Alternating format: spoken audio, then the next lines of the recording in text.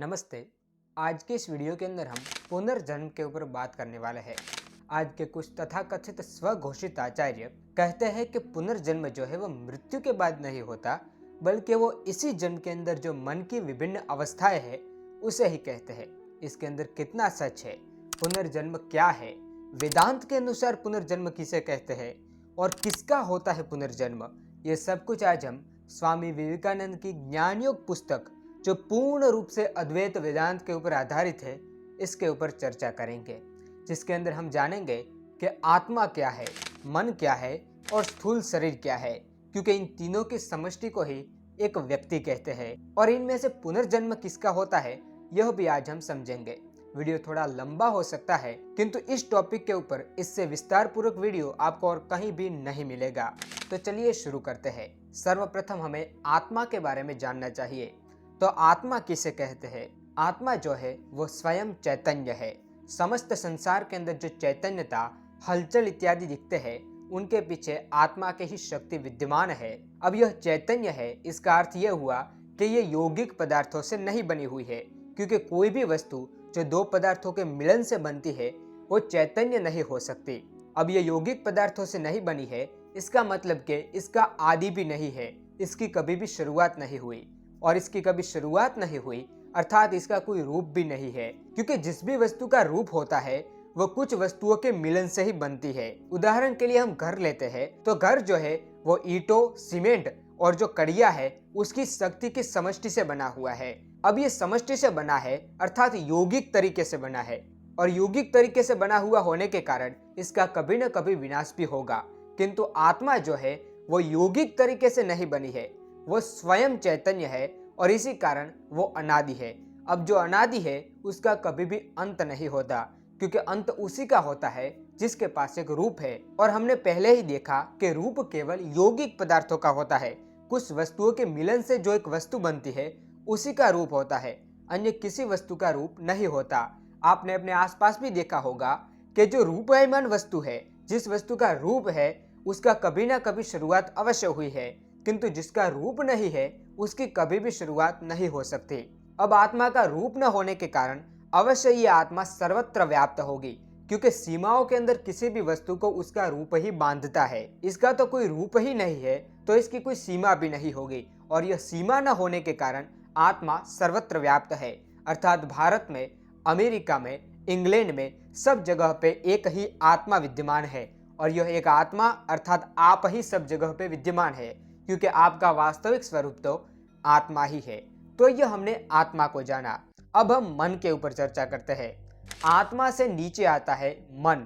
मन किसे कहते हैं? तो जब हम किसी वस्तु को देखते हैं, स्पर्श करते हैं या सुनते हैं, तो उसकी एक तरंग या फिर मान लीजिए कि उसका एक अनुभव हमारे इंद्रियों की जो बहिरेंद्रिय यंत्र है, मान लीजिए कि हम किसी वस्तु को देखते हैं तो हम आंख जो है वो उस वस्तु को देखने के लिए बाहर का यंत्र है। अब वो यंत्र जो है वो मस्तिष्क के अंदर एक इंद्रिय बिंदु होता है। उस इंद्रिय बिंदु के ऊपर यह तरंग जो हमने देखा वो वहां पे जाती है। यह इंद्रिय बिंदु जो है वो मन के साथ संलग्न होना चाहिए। वास्तव में उस इंद्रिय बिंदु को ही वास्तविक इंद्रिय कहते हैं। यह जो आंखें हैं वो तो, या फिर जो बाहर की इंद्रिया है वो तो सिर्फ एक बहिर्यंत्र है। वास्तविक इंद्रिया मस्तिष्क के अंदर एक पॉइंट के रूप में होती है। अब हमें बाहर की वस्तु तभी दिखेगी जब वो मन है वो इंद्रिय के साथ संलग्न होगा। जब मन इंद्रिय से संलग्न होता है तब हम बाहर की वस्तु देखते हैं। तो बाहर के यंत्र से इंद्रियों के पास वह तरंग जाती है और इंद्रिय से वह मन के पास जाती है। अब मन जो है उसे बुद्धि के पास भेजता है और बुद्धि उसे आत्मा के पास भेजती है, और आत्मा निर्णय लेती है कि क्या करना है या क्या नहीं करना, या फिर यह वस्तु कौन सी है, यह आत्मा निर्णय लेती है। और फिर पुनः उसी प्रकार वह तरंग प्रतिकार के रूप में आत्मा से बुद्धि और बुद्धि से मन तथा मन से इंद्रिय बिंदु और इंद्रिय बिंदु से बाहर की ओर प्रस्फुरित होती है, और फिर हम उसके आधार पे कार्य कहते हैं। तो यह जो पूरी प्रक्रिया है वो हरेक वस्तु के अनुभव के समय होती है, किंतु यह इतनी तीव्र गति से होती है कि हमें लगता है कि ये सब कुछ एक ही हुआ है, किंतु यह एक नहीं है। प्रत्येक अनुभव के समय यह पूरी यात्रा तरंग करती है, और यह जो तरंग है जो प्रत्येक अनुभव के समय होती है वो मन के अंदर एक छाप छोड़ जाती है। कोई भी ऐसा कार्य, कोई भी ऐसा अनुभव नहीं है जो मन के ऊपर छाप न छोड़ता हो, और उस छाप को ही संस्कार कहा जाता है।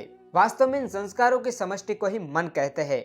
ऐसे विभिन्न संस्कार हजारों जन्मों से हमारे भीतर, हमारे मन के भीतर पड़े हुए हैं। किंतु इस मन का निर्माण कैसे हुआ, आप इसे एक उदाहरण से समझिए। समुद्र के अंदर विभिन्न चक्रवात आते रहते हैं। चक्रवात किस तरह से आते हैं, तो चारों कोरों से वायु आता है और वहां पे एक भवंडर का निर्माण कर देता है, उसे ही हम चक्रवात कहते हैं। उसी प्रकार संसार जो है वो एक समुद्र है, उसके अंदर से चारों ओर से वायु के रूप में विभिन्न क्रियाएं आती है, और उन क्रियाओं के भवंडर से ही हमारे मन के अंदर, हमारे भीतर जो है वो एक संस्कारों की समष्टि बन जाती है, जो घूमती ही रहती है, और उसे ही हम मन कहते हैं। अब इस संस्कारों की समष्टि के आधार पर ही हम भविष्य में कार्य करते हैं, अर्थात हमारा आज का जीवन जो है वो भूतकाल के कार्यों पे आधारित है, और हमारा भविष्य का जीवन आज के कार्यों पे आधारित होगा, क्योंकि इस समय जो हम कर्म करेंगे उसी की संस्कार हमारे मन के ऊपर जाएंगे, और भविष्य में हम उसी के आधार पे कार्य करेंगे। तो हमने आत्मा को समझा और मन को समझा। आत्मा चैतन्य है और मन संस्कारों की समष्टि है। तो अब हम समझते हैं स्थूल शरीर को। वैसे तो हमें बाहर देखते ही पता चल जाता है कि स्थूल शरीर जो है वो 5 भूतों से बना हुआ है, किंतु इस संसार के अंदर कोई भी वस्तु बिना कारण के नहीं होती। किस कारण से, किस वजह से यह शरीर जो है वो बना हुआ है, हम पहले ही कह आए हैं कि प्रत्येक अनुभव का, हमारे प्रत्येक कर्म का एक जो छाप है वो मन के ऊपर पड़ता है। जब यह मन इस स्थूल शरीर को छोड़ता है तो वह आत्मा के साथ ही, या फिर यूं कह लीजिए कि आत्मा उस मन को लेके दूसरे शरीर के अंदर जाती है। अब दूसरा शरीर जो है वो किस आधार पे हम निर्णय होगा कि हमारा दूसरा शरीर कैसा होगा, हम कौन सा दूसरा शरीर लेंगे, पशु का लेंगे, देवता का लेंगे या मनुष्य का लेंगे, यह निर्णय होगा हमारे समष्टि स्वरूप संस्कारों की शक्ति के आधार पे, क्योंकि वही तो हमारे कर्म है। प्रत्येक कर्म की उसके ऊपर छाप है, और उस छापों की पूरी समष्टि जो है उसी के आधार पे हम यह निर्णय होगा कि आत्मा नया स्थूल शरीर कौन सा धारण करेंगी। इसे एक उदाहरण से समझते हैं। मान लीजिए कि एक बड़ा रूम है और उसके अंदर 4-5 लोग खड़े हुए हैं और एक बॉल को डंडे मार मार के यहाँ से वहां धकेल रहे हैं। अब वो बॉल जो है वो किस दिशा से रूम के बाहर जाएगा, किस कारण से जाएगा, तो कि जो प्रत्येक डंडे के मारने से उसके ऊपर जो शक्ति का आघात हुआ है, उन समस्त शक्तियों के आघात के समष्टि स्वरूप जो एक आघात हुआ, जो एक शक्ति सर्जित हुई, उसी के आधार पे वह उस दिशा में रूम से बाहर जाएगा।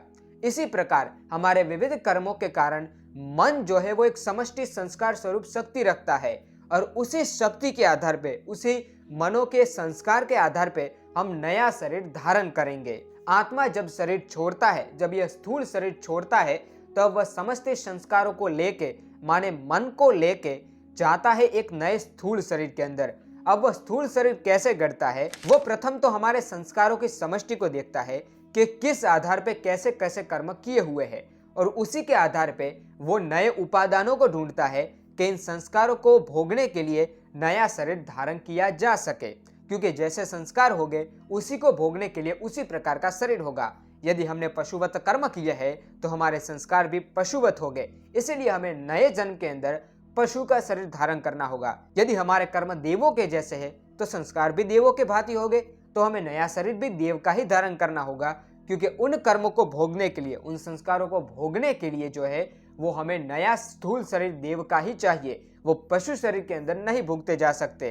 अब इन संस्कारों के ही आधार पे आत्मा ऐसे माँ बाप के पास जाएगा जो इन संस्कारों को भोगने के लिए उसे एक स्थूल शरीर प्रदान कर सके, और इसी प्रकार हमारे आत्मा जो है वो कर्मों की समष्टि के आधार पे या फिर संस्कारों की समष्टि के आधार पे ही एक नया स्थूल शरीर धारण करती है। तो हमने देखा कि मन की विभिन्न अवस्थाएं केवल पुनर्जन्म नहीं है, मन की विभिन्न अवस्थाएं तो उसके संस्कार मात्र है।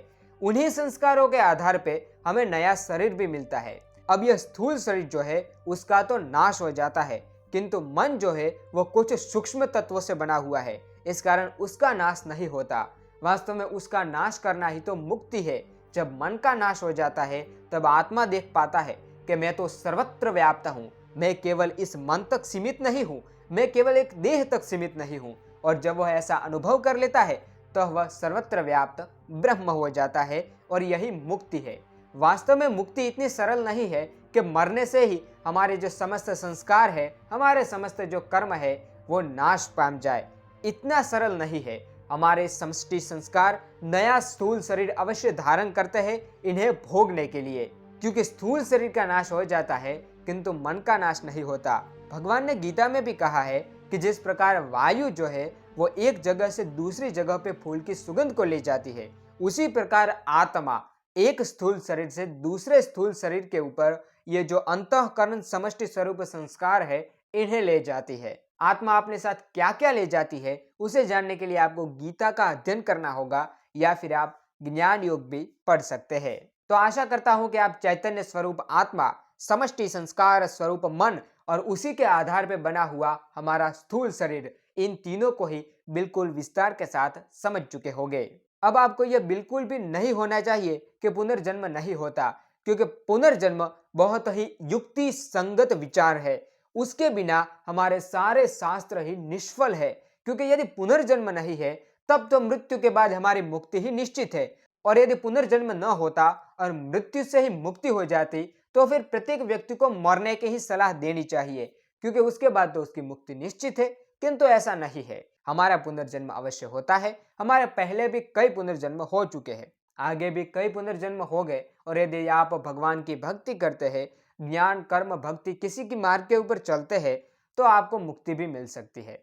आशा करता हूं आपको यह वीडियो कुछ अधिक अच्छा लगा हो या न लगा हो, किंतु मेरा यह कर्तव्य था कि यह आपको बताया जाए। यदि आप यहाँ तक देख रहे हैं तो आपका बहुत बहुत धन्यवाद। जय श्री राम।